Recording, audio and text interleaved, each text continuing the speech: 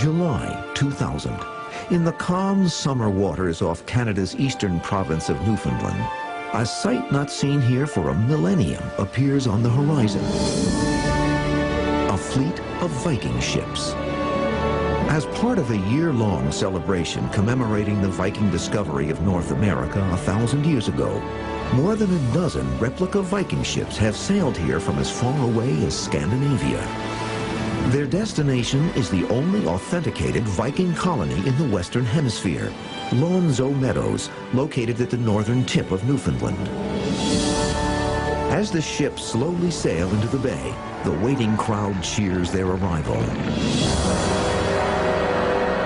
But 1,000 years ago, the approach of Viking ships would have produced terror. When a Viking ship hove on the horizon, you send out the word, lads, look out, the Vikings are about.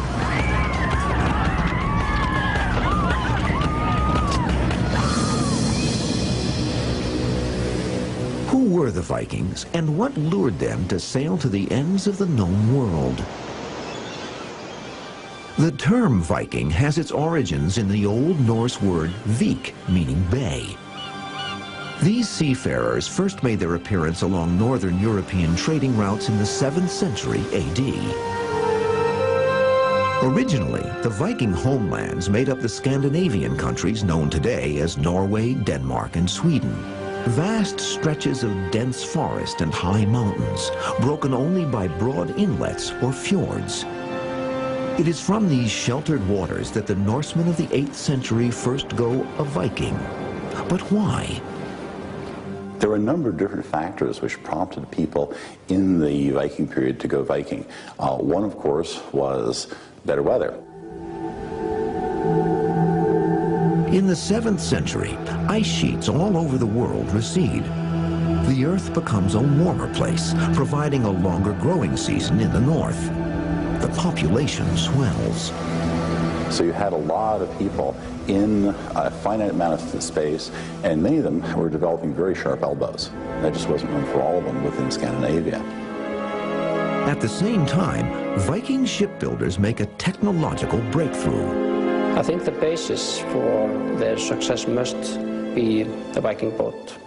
They had invented a new type of boat that went much faster than earlier types.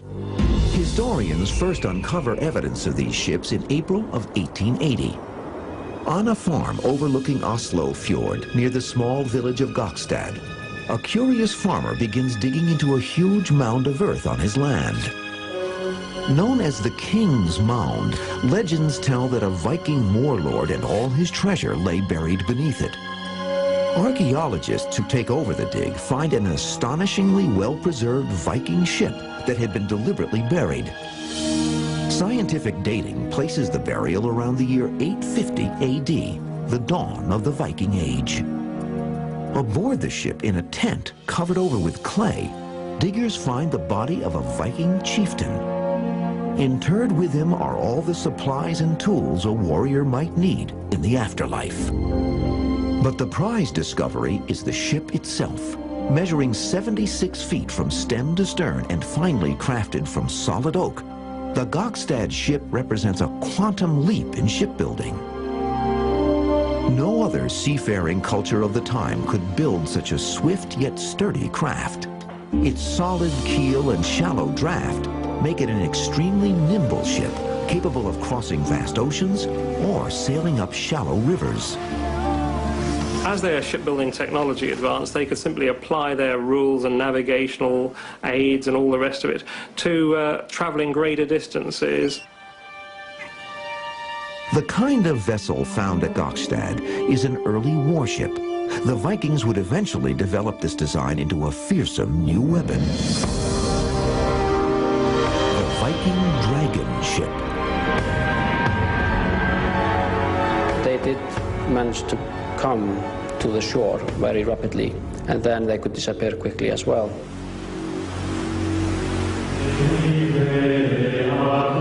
The year is 793. On the small island of Lindisfarne, off the east coast of England, the monks of St. Cuthbert's Monastery are going about their daily routines. All of a sudden, out of the sea, that one element that they always saw as protecting them, became the greatest danger. The pagans from the northern region came and overran the country in all directions, like fierce wolves, plundering, tearing, and killing not only sheep and oxen, but priests, and choirs of monks and nuns.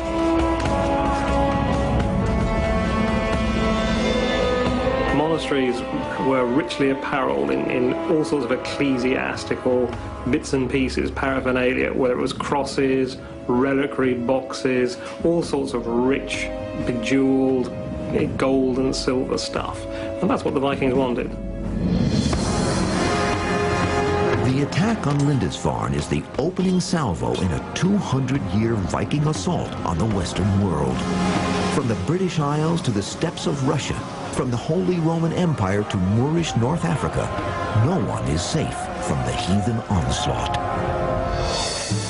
When we return, Europe succumbs to the Viking offensive. And on Easter Sunday of all days, 845, the Vikings enter the city of Paris, undefended, and proceed to sack it. The familiar vision of Vikings wearing horned helmets is actually a myth.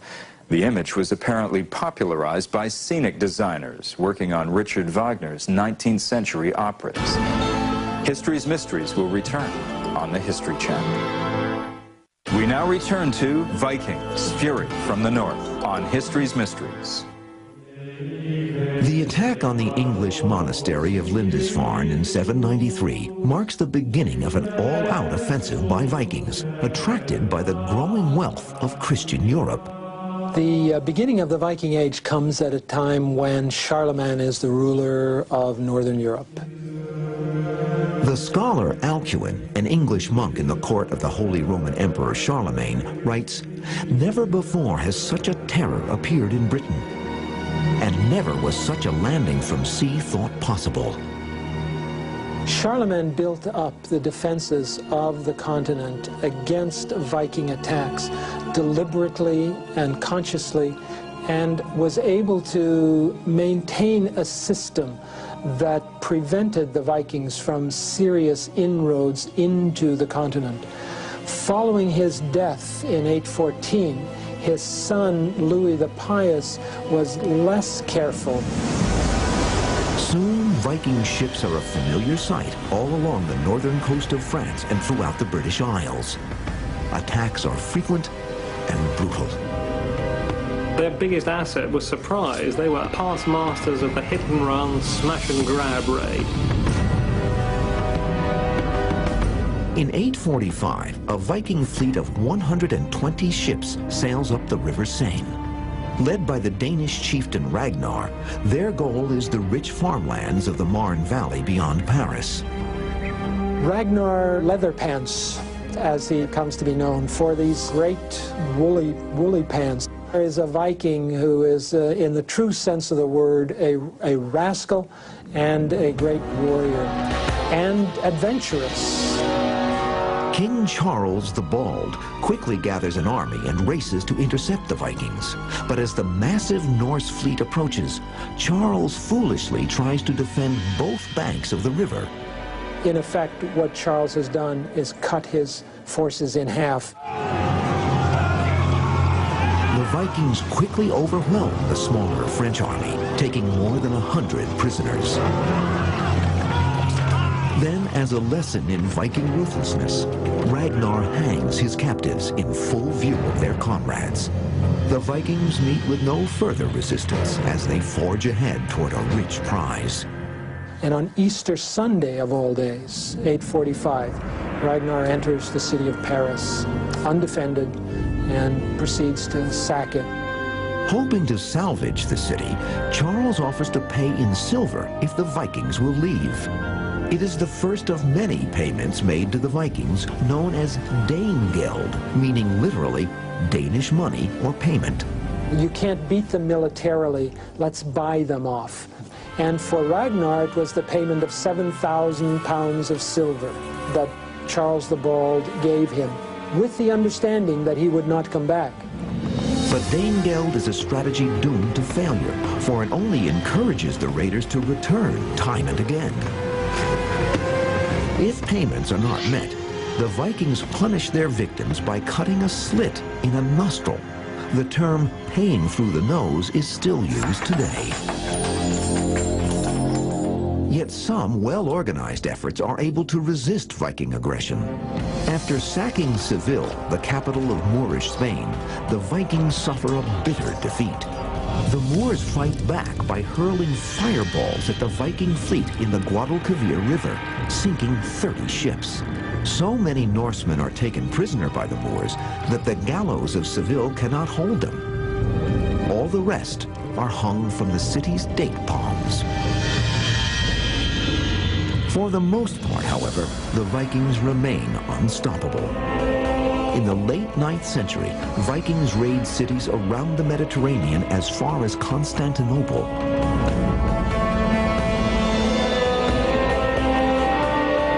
By the early 10th century, the Vikings achieved their only permanent foothold in Western Europe. In 911, an enormous armada of Viking ships lands at the mouth of the River Seine in France. Leading the invasion is the Viking chieftain known as Rolf the Walker, who earned the nickname because he was too large for any horse to carry.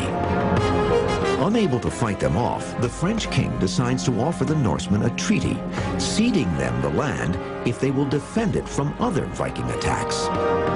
And in this treaty, Rolf, who in France comes to be known as Rollo, agrees to convert to Christianity in return for settling the lands at the mouth of the Seine. The new kingdom, destined to be the most powerful in Europe, is named for the French term for the Vikings, Nordmanni, or Normandy. By 912, Rollo and his men make good on their bargain by converting to the Christian faith. But the Norse way of life does not thrive here. The Vikings tended to assimilate very rapidly.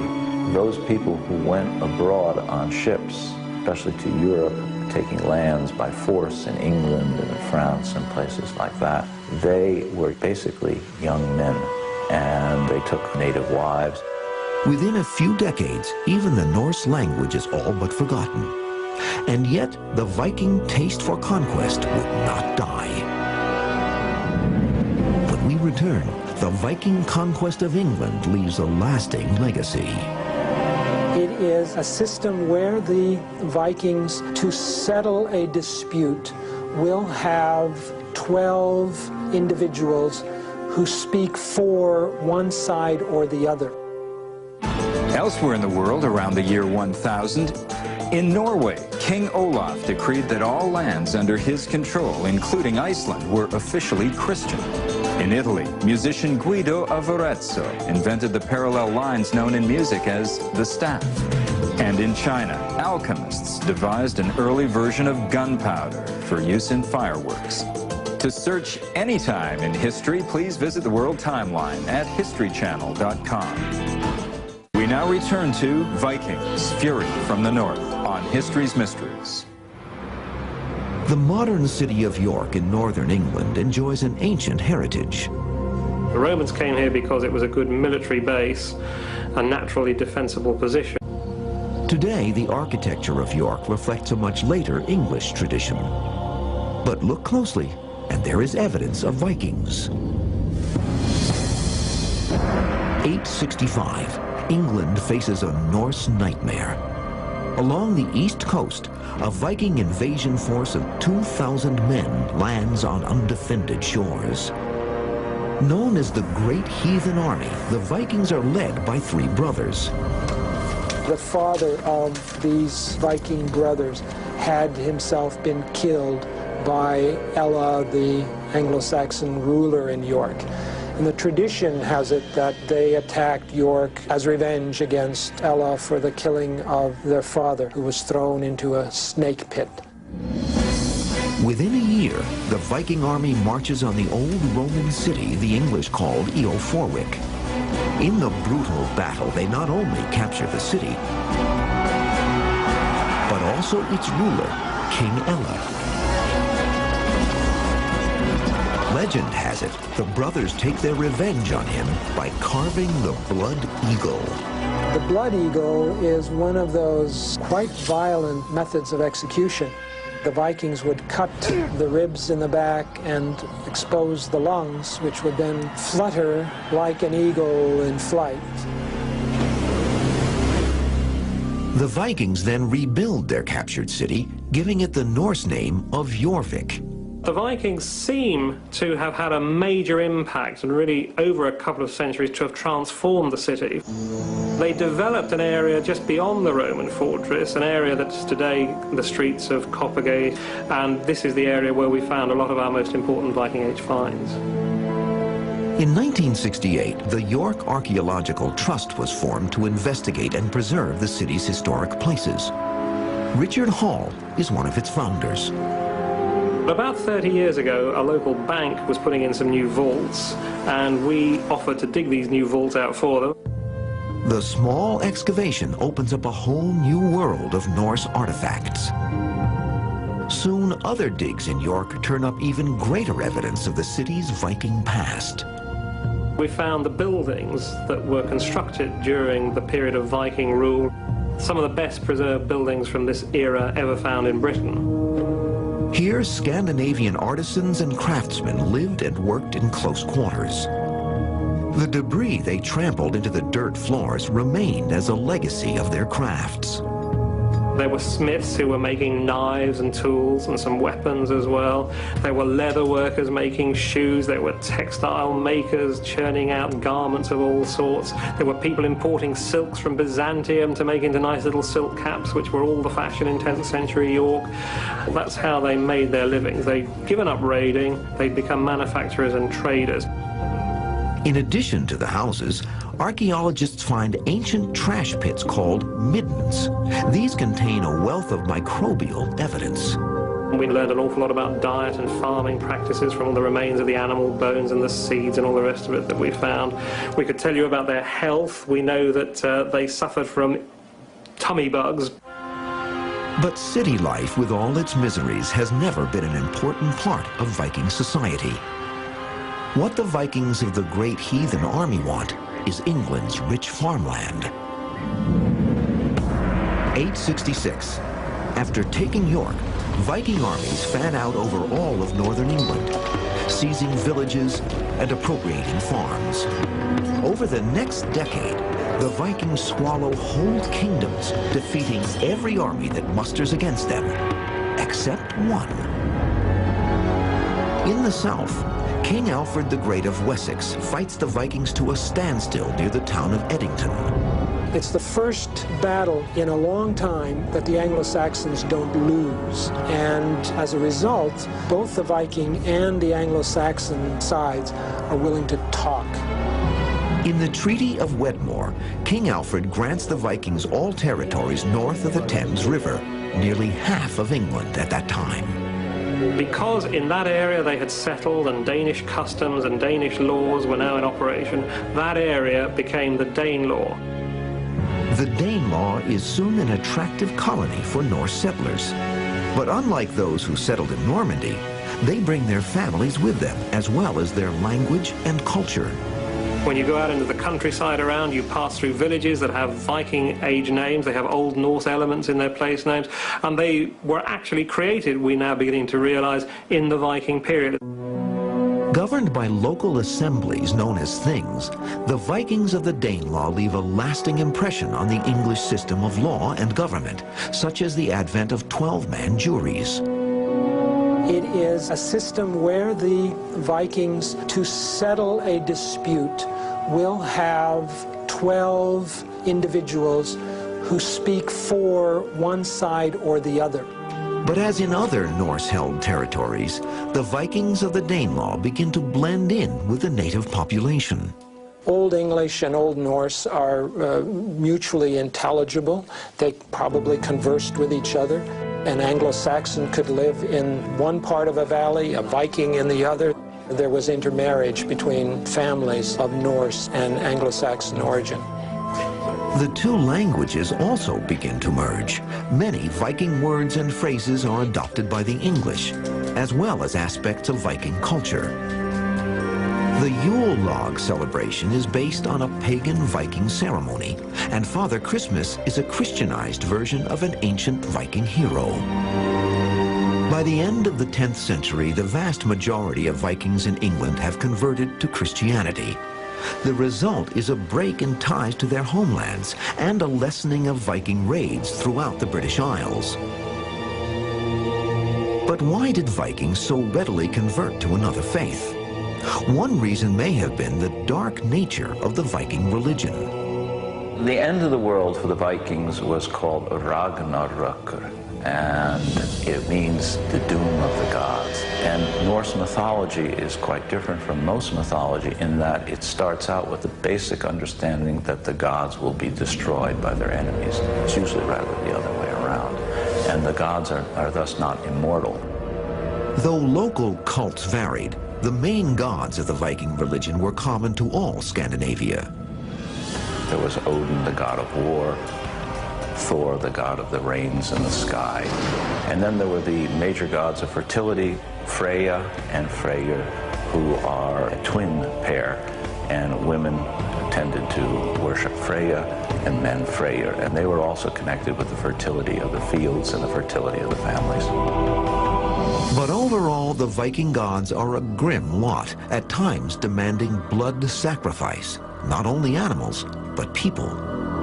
One chronicle of a 10th century pagan ceremony in Uppsala, Sweden, records that 99 people were sacrificed in one afternoon. But the bloody trappings of paganism soon alienated their English and French neighbors, and that was bad for business. Clearly, Christianity was the coming thing by 1000. Virtually everybody in Northwestern Europe who had wealth, who had power, was Christian. If you were holding to pagan beliefs and pagan religion, you were going to be outside not only of religiously, but also economically and politically. The conversion to Christianity, once it was in place, was one of the reasons for the end of the Viking Age. But in England, the death blow would be dealt by a familiar enemy. The Norman invasion of 1066 at once transforms England into a centralized monarchy modeled on French feudal order and officially brings an end to the Viking Age. The renowned Bayeux Tapestry, commemorating the Battle of Hastings, depicts the English king Harold Godwinson losing his kingdom and his life. William the Bastard, the victorious Duke of Normandy and a direct descendant of the Viking Rollo, is forever after known as William the Conqueror. Ultimately, rather ironic that this Viking descendant brought the French language, in many ways the French culture, but when you look at the Bayeux Tapestry, you can see it may have been French, but it was very much Viking as well. Although the Normans are shown with French-style armor and weapons, their ships are of Viking design. Even as the Viking Age comes to an end in England, in the far northwest, the age of the Icelandic sagas has just begun. It is a time of far-flung adventure and tremendous hardship. When we return, the Viking discovery of a whole new world. Eric the Red is a great example of the Viking Age. He's a pushy, aggressive, greedy fellow who becomes a renowned and wise leader at the end. In 1963, Boy Scouts in Denmark built a replica of a Viking warship, partly to see if it could actually transport horses, as illustrated on the Bayeux Tapestry. The ship easily carried horses and scouts on the open sea. History's Mysteries will continue here on the History Channel. We now return to Vikings, Fury from the North on History's Mysteries. Even as the age of Viking dominance ebbs in England, to the frigid north, another Viking society is about to take shape, Iceland. Today, Viking history and culture remain very much alive in Iceland. It is the only place where the Old Norse language has survived nearly intact. Deep in an underground vault beneath the Arne Magnusson Institute of Reykjavik are kept a treasury of stories, a history of the Viking Age passed down by the Vikings themselves, the Icelandic sagas. The Vikings were great storytellers. There were long nights, long winters, and we know that they told stories at home. We know that they told stories in the Viking encampments.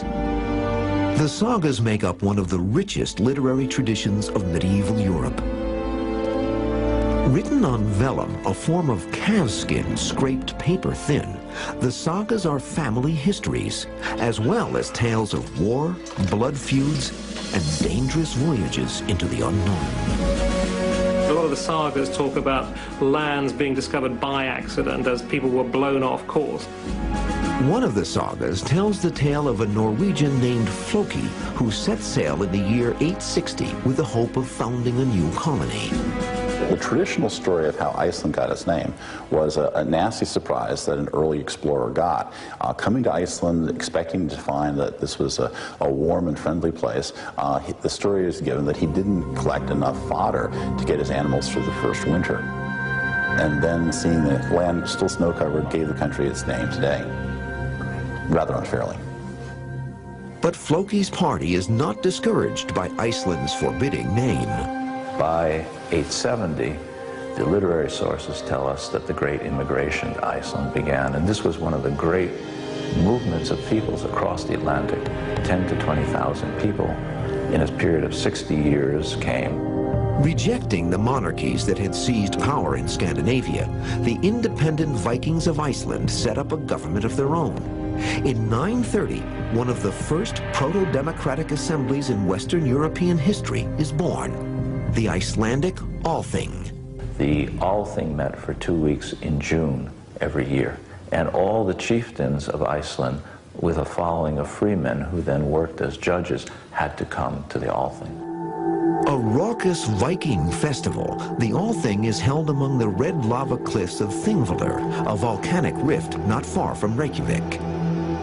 It's sort of a magical place in many respects.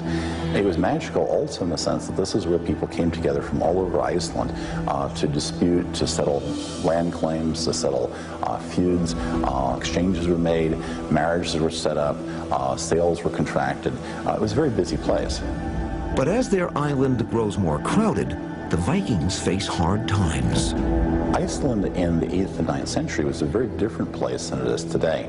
According to the written sources, Iceland was forested from the mountains to the sea. This is a place where you could let your pigs run loose in the birch forest, and today there's not a tree for 100 miles. In 970, 100 years after settlement began, Iceland suffers widespread famine. The sagas tell us that food becomes so scarce, people are forced to eat ravens and foxes. About the same time, a young, red-haired Viking sails to Iceland to escape a sentence of death for killing a man in Norway. Eric the Red is a great example of the Viking age. He's a pushy, aggressive, greedy fellow who becomes a renowned and wise leader at the end. But Eric's aggressiveness would make him an outlaw in Iceland as well. After killing a neighbor in a feud, Eric is banished from Iceland for 3 years. Having heard reports of new land sighted to the west, Eric sets out to find it for himself. For months, Eric and his crew explore the icebound coast of what they believe is a large peninsula, but they find no land suitable for settlement until they round its southern tip. Here, along the western coast, are virgin pastures and sheltered fjords free of ice. In 986, after 3 years of exploration, Eric returns to Iceland triumphant, as described in the saga of Eric the Red. This same summer, Eric sailed away to colonize the land he had discovered, calling it Greenland, for he maintained that men would be much more eager to go there if the land had an attractive name. Eric the Red was quite clearly, in addition to being a great chieftain and a great explorer, a great salesman. Certainly in the late 900s, where Icelanders were facing widespread erosion, the idea of a new Greenland with fresh pastures to the west must have been very, very attractive. But the 500-mile voyage is a treacherous one. Of the estimated 700 intrepid men and women who accompany Eric to Greenland, only about 400 make it. 11 of the 25 ships either turn back or are lost at sea. Those who survive settle in two areas, the eastern settlement at Cape Farewell and the western settlement 300 miles up the coast. Eric the Red settled at a farm called Brakelid, or Steep Slope Farm, ruins of which still exist in southern Greenland today. It's of course got some of the best pasture in the district. Thjodhild, Eric's wife, became a Christian and decided she would no longer share his bed. This, as we were told, disturbed him greatly. And eventually she managed to get a church built quite close to their farmstead, the ruins of which still exist today in Greenland. Despite hardships, by the year 1000, the Greenland colonies are prospering and even begin exporting their own unique goods. In Europe, polar bears become popular, while in the Middle East, white Arctic falcons are prized as hunting birds. That same year, the sagas tell us, another bold Viking mariner once again sets out to discover a whole new world. His name is Leif Erikson. Leif was the son of Eric the Red, the settler of Greenland. We don't know if Leif is born in Iceland or in Greenland. He may have left as a little boy with his father to go to Greenland. Also, he seems to have inherited Eric's desire for excursion towards these unknown lands in the west. Like his father, Leif follows reports of land sighted to the west. He sets out with 3 well-provisioned ships and sails toward the unknown. The Norse didn't find a new world. They found what they expected to find, which was a whole series of islands ringing a central big puddle. And if you kept going, eventually you'd come back to where you started. Crossing the Davis Strait, Leif Erikson's first landfall is on a rocky shore, most likely Canada's Baffin Island. He names it Helluland, meaning land of stone slabs. Turning south, the expedition comes upon a coastline dense with timber. Leif calls it Markland, or woodland. This almost certainly is the forested coast of Labrador. But the whereabouts of their next stop has become the subject of intense speculation. Here, the sagas say, the Norsemen find a rich land with many trees, grassy meadows, and rivers teeming with salmon. Leif and his men decide to settle in for the winter and build an encampment of turf houses. One day, while some of the men are out exploring, they find wild grapes growing in the forest. Delighted at the unexpected discovery, Leif names the area Vinland, meaning wineland. One of the interesting aspects of the Vinland debate is the origin of the name itself, Vinland, Vinland. The problem is wild grapes don't grow north of the St. Lawrence River, and the waters further south are too warm to support Atlantic salmon. These details in the story have led to theories that place Vinland as far south as Cape Cod. The Old Norse word for meadow is Vinland, which is a short vowel, as opposed to Vinland, which is the long vowel. And Vinland may mean meadowland or pasture land rather than wineland. In the late 1950s, archaeologist Helge Ingstad and his wife Anna begin a search for evidence of a Viking presence in North America. Following clues in the sagas, they sail down Canada's east coast looking for a place with the same features as Vinland. Their quest would ultimately lead them to the northern tip of Newfoundland, to a place called Lawns o' Meadows. Here, the Ingstads find the foundations of nearly a dozen turf houses built in the Norse style. Further proof of the site's Viking origins comes when they unearth 2 tiny artifacts, a pin used to attach a cloak at the shoulder, and a spindle whorl, a device for spinning wool, both unquestionably of Viking design. Could this be Vinland and the ruins of Leif's houses as described in the sagas? Most experts agree the site at Lawns o' Meadows is only a waypoint on the Norse route to Vinland further south. It's a definitely Norse settlement, but perhaps one of the most important things about it is how brief the occupation is.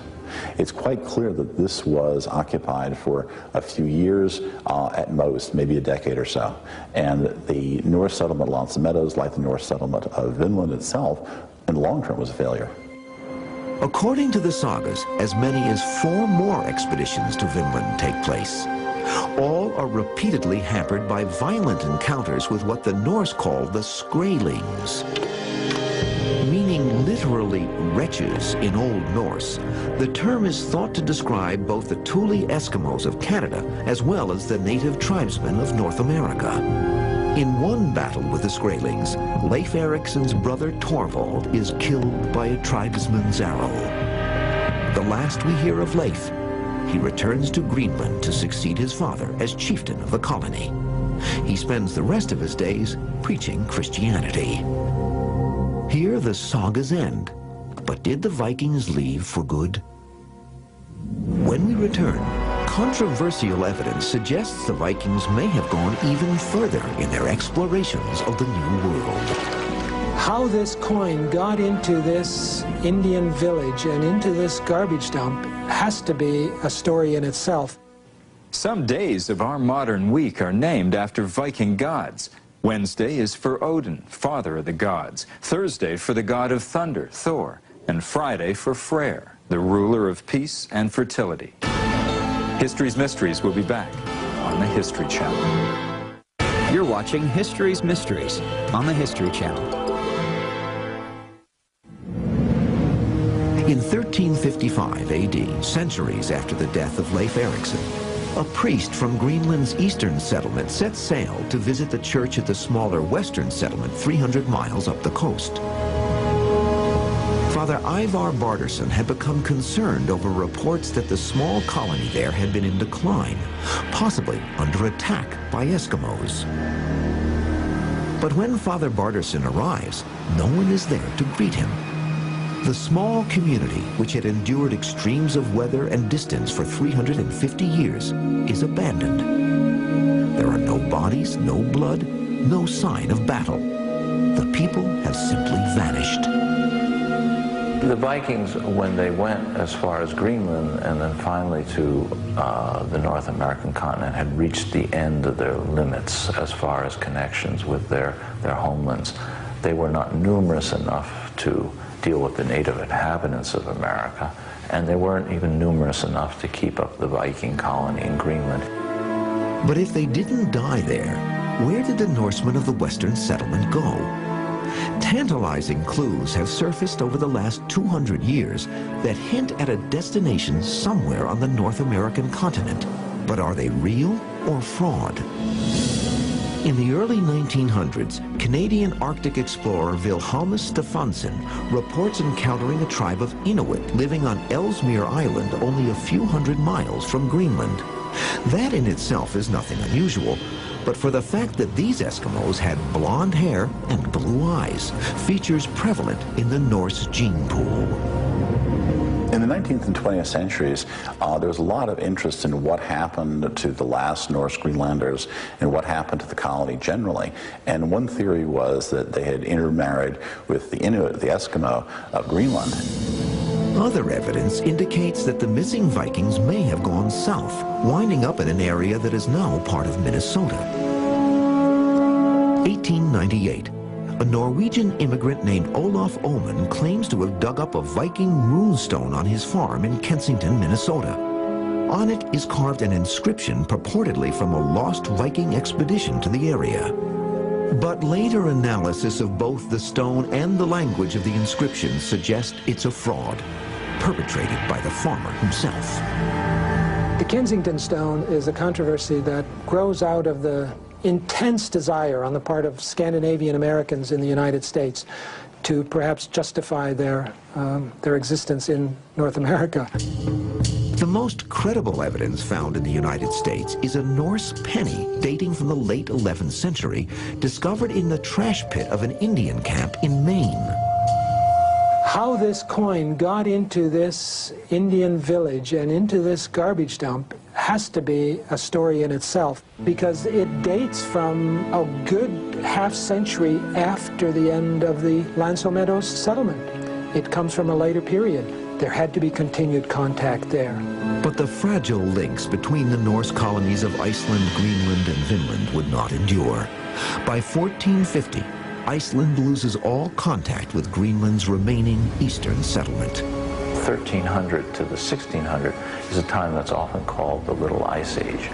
The danger is essentially not just from storms, but from drift ice.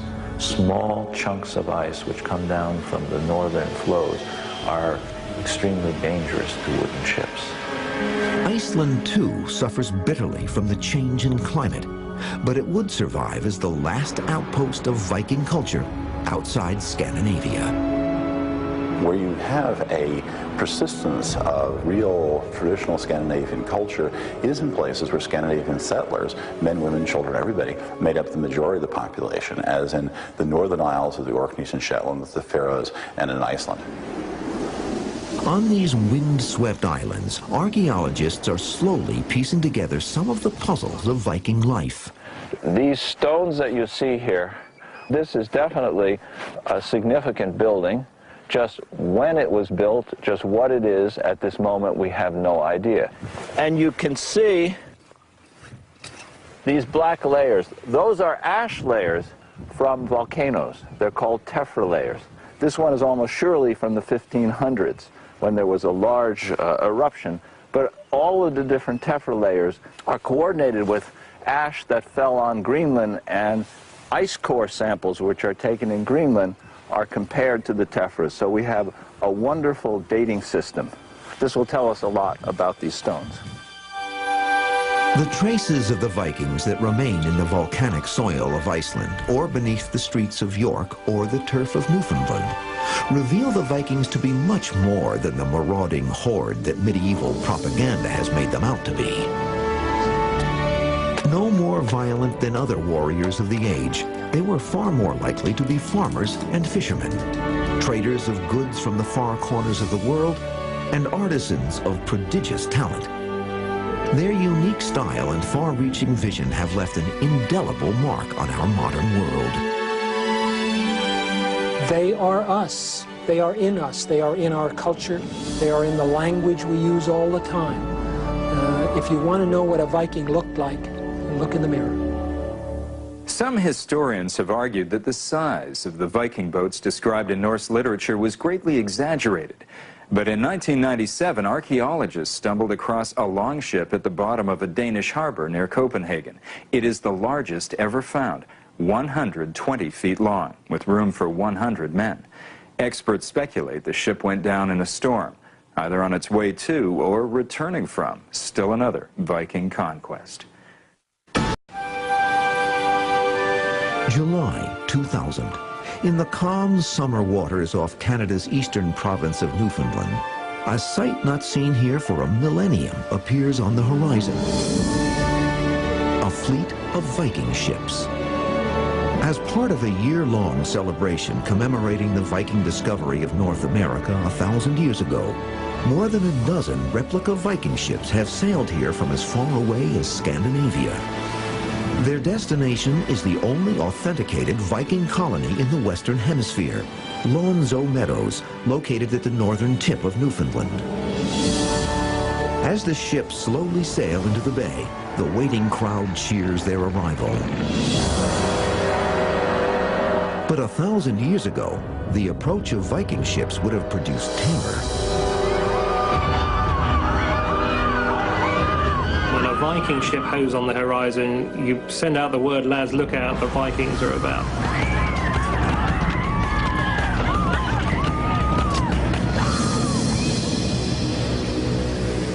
Who were the Vikings, and what lured them to sail to the ends of the known world?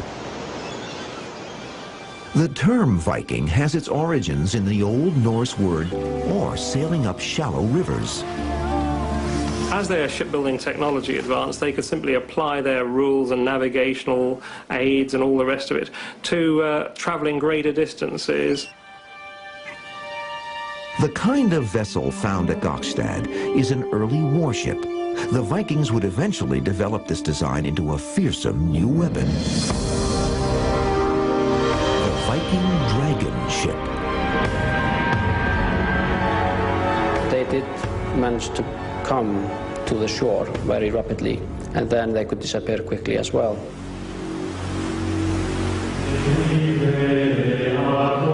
The year is 793. On the small island of Lindisfarne, off the east coast of England, the monks of St. Cuthbert's Monastery are going about their daily routines. All of a sudden, out of the sea, that one element that they always saw as protecting them, came the greatest danger.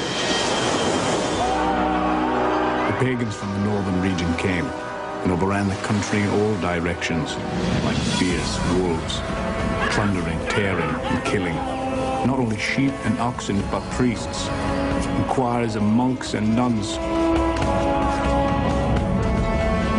Went much faster than earlier times. Historians first uncover evidence of these ships in April of 1880. On a farm overlooking Oslo Fjord near the small village of Gokstad, a curious farmer begins digging into a huge mound of earth on his land. Known as the King's Mound, legends tell that a Viking warlord and all his treasure lay buried beneath it.